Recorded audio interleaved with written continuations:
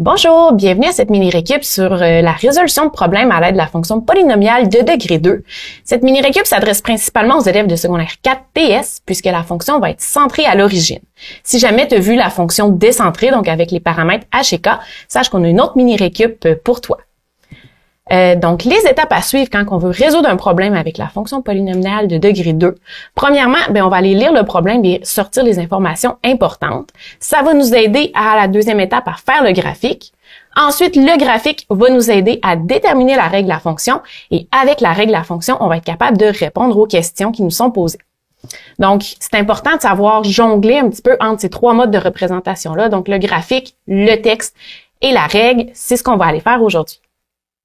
Donc, commençons par la lecture du problème. Donc, on nous dit « Olivier est très bon au football américain, mais il veut que ses lancers soient le plus précis possible. Il s'entraîne donc avec une cible de 1 mètre de diamètre. Puisqu'il mesure 1,50 m, il place le centre de la cible à cette hauteur 20 mètres plus loin. Après 3 lancers, il atteint sa cible en plein centre. Son lancer, qui suit une trajectoire parabolique, a atteint une hauteur de 5 mètres à son point maximal. Et puis, on a nos questions. Avec ce lancer, 1. Aurait-il pu atteindre le centre de la cible si ce dernier avait plutôt été placé à 2,5 mètres du sol et à 18 mètres de lui? Et 2. Avec ce lancer, où peut-il placer sa cible s'il veut espérer la toucher en plein centre alors qu'elle est à une hauteur de 4 mètres? Donc, c'est notre problème. Allons chercher les informations importantes dans ce paragraphe-là. Donc, on commence avec le fait que notre cible a 1 mètre de diamètre. Ensuite, on nous donne une mesure, on nous dit dans le fond qu'Olivier mesure 1,50 m et qu'il va aller placer le centre de la cible à cette hauteur-là. Donc, le centre de la cible va être à 1,50 m aussi. On nous dit également que la cible va être 20 mètres plus loin, donc il va y avoir 20 mètres entre Olivier et la cible. Aussi, on nous dit dans le fond que le ballon, donc la trajectoire du ballon suit une trajectoire parabolique. Et ça, c'est super important parce que c'est ce qui nous indique qu'on va avoir à travailler avec une fonction du deuxième degré. Et en terminant, on nous dit que le lancer a atteint une hauteur maximale de 5 mètres. Donc, je reprends cette information-là. Tant qu'à garder le gros paragraphe, on va aller se garder une petite liste de points où on a toutes les informations qu'on a besoin. Et puisqu'on travaille avec la fonction du deuxième degré, on va aller sortir la règle aussi qui est f de x qui est égale à ax au carré puisqu'elle est centrée. Donc, pour répondre aux questions, on va devoir aller chercher la règle. Donc, on va devoir trouver la valeur du paramètre A. Pour ce faire, on va aller se tracer une esquisse de la situation. On est rendu à l'étape 2, qui est de tracer le graphique de notre fonction. J'ai commencé par une esquisse. Donc, voici Olivier, on a sa cible et on a la trajectoire parabolique du ballon. Donc, commençons par aller placer les différentes informations qu'on a ressorties à la première étape sur notre esquisse. Donc, la première, c'est le diamètre de la cible qui est de 1 mètre. Donc, de ici à là, j'ai 1 mètre. Ensuite, la grandeur d'Olivier qui est 1,50 m. Donc, ici, de là à là, j'ai 1,50 m. Ensuite, la hauteur du centre de la cible qui est aussi à 1,50 m. Donc, de là à là, j'ai 1,50 m aussi. La distance entre Olivier et la cible qui est de 20 mètres, donc de ici jusqu'à là. Oups, j'ai dépassé un petit peu. Ça va être 20 mètres. Et la hauteur maximale atteinte par le ballon, donc à son point le plus haut jusqu'au sol, on a un 5 mètres. Donc, c'est notre esquisse. Par contre, là, si on veut aller trouver des coordonnées de points pour trouver la règle, on va avoir besoin d'aller placer cette esquisse-là dans un plan cartésien. Donc, on a besoin d'un système d'axes. Puisqu'on veut que le sommet de la parabole soit à l'origine du plan cartésien, on doit venir placer nos axes de cette façon-ci. Donc, de cette façon-là, ça nous donne une coordonnée d'un point de la parabole, qui est le point 0, 0. C'est le sommet qui est à l'origine du plan. Maintenant, j'ai une question pour toi. Vrai ou faux? On peut utiliser le point 0, 0 pour trouver la valeur du paramètre A dans la règle. La réponse, c'est faux. Donc, effectivement, si on essaie de trouver la valeur du paramètre A à l'aide de la coordonnée 0, 0, on va remplacer f de x par 0, x par 0 aussi. Ça va faire ici A fois 0, donc on va se ramasser avec l'égalité 0 égale 0, ce qui est vrai, mais ça ne nous aide pas à trouver la valeur du paramètre A. Donc, pour ça, il va falloir qu'on aille chercher un autre point dans le graphique qu'on vient de faire. Il y a deux points qui sont quand même plus logiques. Donc, on a le point ici de départ, le début du lancer, et on a le point d'arrivée sur la cible, qui seraient des points sur lesquels on a de l'information. Donc, on pourra aller chercher les coordonnées de ces points-là. Donc, si on commence par la coordonnée en X de ces points-là, on va se servir, dans le fond, du fait que la distance entre Olivier et la cible est de 20 mètres. Et puis là, il y a une information importante, c'est que le point de départ est à 1,50 mètres du sol et le point d'arrivée aussi. Donc, ce sont deux points qui sont à la même hauteur. Donc, puisqu'ils sont à la même hauteur, on peut dire qu'ils sont symétriques par rapport à l'axe des Y ici. Ce qui fait en sorte que la distance entre Olivier et l'axe des Y et l'axe des Y et la cible va être exactement la même. Donc, si je sais qu'en tout, ça fait 20 mètres, je peux venir simplement diviser par 2 et ça me donne que la distance ici est de 10 mètres et même chose de l'autre côté. Donc, puisque Olivier est du côté négatif de l'axe des X, sa coordonnée en X va être moins 10 et la cible, elle est du côté positif, donc elle va avoir une abscisse de 10. Donc, on a une première coordonnée pour ces deux points-là. Maintenant, on doit aller s'intéresser à la coordonnée en Y. Donc, j'ai une question pour toi. Quelle devrait être l'ordonnée du point de départ et du point d'arrivée du ballon? A, 3,5. B, moins 1,5. C, moins 3,5. Ou D, 1,5. La bonne réponse est C, moins 3,5. Donc, en effet, pour trouver la coordonnée en Y, on doit se servir de la hauteur ici maximale atteinte par le ballon et de la hauteur de Olivier. Donc, moi, ce qui m'intéresse, dans le fond, c'est de savoir la différence entre les deux. Donc, si ici, j'ai 5 mètres et Olivier a 1,5 mètres, je vais venir soustraire, ce qui me fait ici un écart de 3,5. Par contre, il faut faire attention, la coordonnée n'est pas 3,5, puisque si on revient dans notre système d'axes, on se trouve sous l'axe des X, donc on se trouve dans des Y négatifs. Donc, ici, ça va bien être moins 3,5, la coordonnée. Donc, moins 3,5 ici. Et puisque les deux points sont à la même hauteur, le point d'arrivée va aussi avoir l'ordonnée moins 3,5. Donc, j'ai les coordonnées de mes deux points. On est maintenant rendu à la troisième étape qui est de déterminer la règle de la fonction. Donc, comme on s'était dit plus tôt, on doit aller déterminer la valeur de A. Pour ce faire, je vais prendre un des deux points qu'on vient de déterminer, je vais aller le mettre dans la règle et je vais isoler le paramètre A. Donc, si je prends par exemple le point moins 10, moins 3,5, donc je remplace X par moins 10 et je remplace f de x par moins 3,5 et je résous. Donc, moins 10 au carré, ça me donne 100.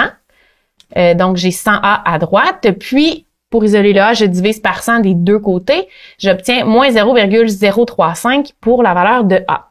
C'est le seul paramètre que j'avais à déterminer. Donc, j'ai maintenant ma règle qui va être f de x qui est égale à moins 0,035x au carré. On est maintenant rendu à répondre à nos questions. Donc, commençons avec la première.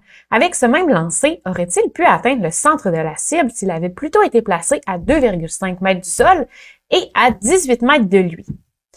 Tout de suite, en commençant, j'ai une question pour toi. Pour résoudre ce problème, on doit trouver la valeur de y quand x vaut 18. Est-ce que c'est vrai ou faux? La réponse, c'est faux.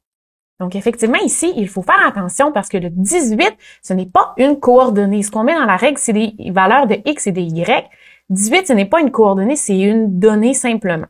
Donc, pour aller trouver la coordonnée qui vient dans le fond avec le 18 mètres, on va aller le placer dans le graphique. Donc, le 18 mètres, on dit que c'est la distance entre Olivier et le nouvel endroit de la cible. Donc, c'est, mettons qu'on se dit que c'est environ ici, ça veut dire que cette distance ici, c'est 18 mètres. et la hauteur de la cible qui serait maintenant rendue à 2,5 mètres du sol.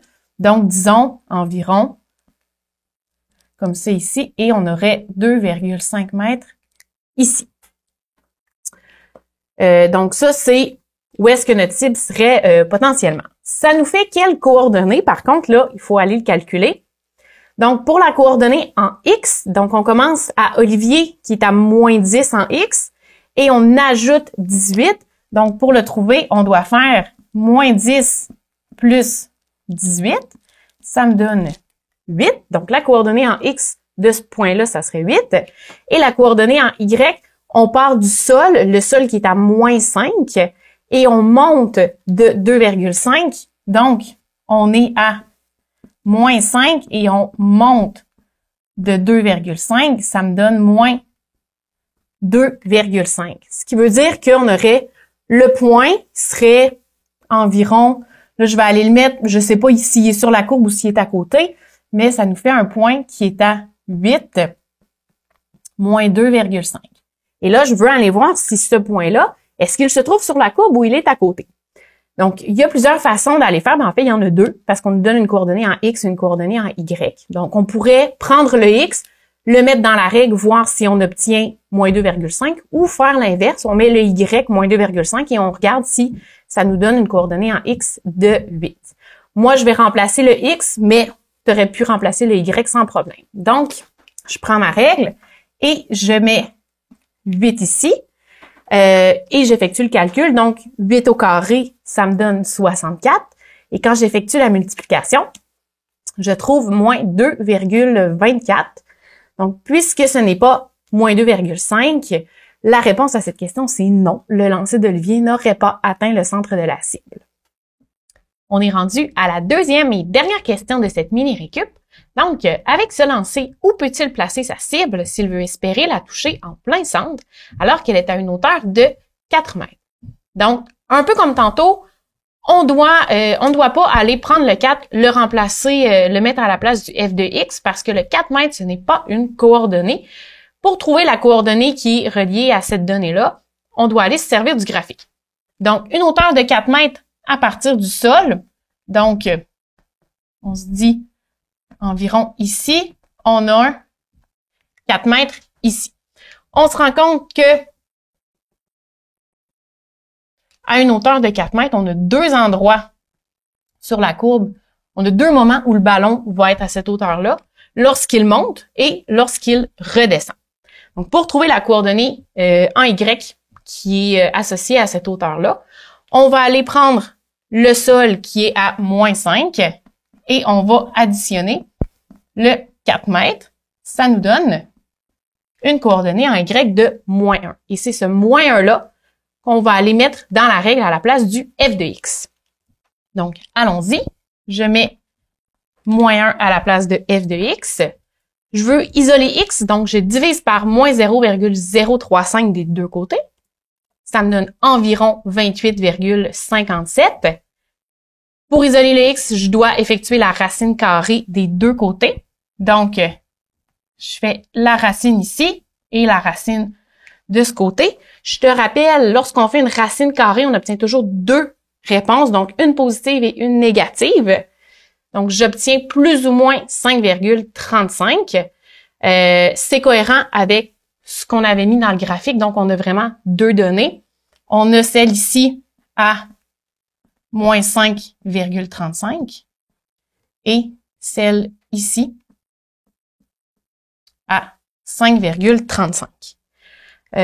Toutefois, ces données-là, ce sont des coordonnées. Si on veut donner une réponse en fonction du contexte, on va devoir aller trouver la distance entre un point qui pourrait être entre Olivier et chacune de ces coordonnées-là. Donc, allons-y. Pour la distance entre Olivier et le premier point de moins 5,35, je vais faire la formule de la distance. Donc, je prends la première coordonnée moins la deuxième. Donc, j'ai moins 5,35 moins 10, qui est la coordonnée d'Olivier. Ça me donne 4,65 mètres. Donc, de là à là, j'ai 4,65 mètres. Et pour la distance entre Olivier et le deuxième point, je peux procéder par une addition. Je sais que ici, c'est 10 mètres, puis ici, c'est 5,35. Donc, je vais avoir 10 plus 5,35, ce qui me donne 15,35 mètres. Donc, j'ai mes deux réponses, 4,65 mètres et 15,35 mètres. Ça me donne la réponse. Olivier devrait placer la cible à 4,65 mètres de lui ou bien à 15,35 mètres de lui. C'est ce qui conclut cette mini-récup sur la résolution de problèmes à l'aide d'une fonction de degré 2. J'espère que ça t'a aidé à mieux comprendre.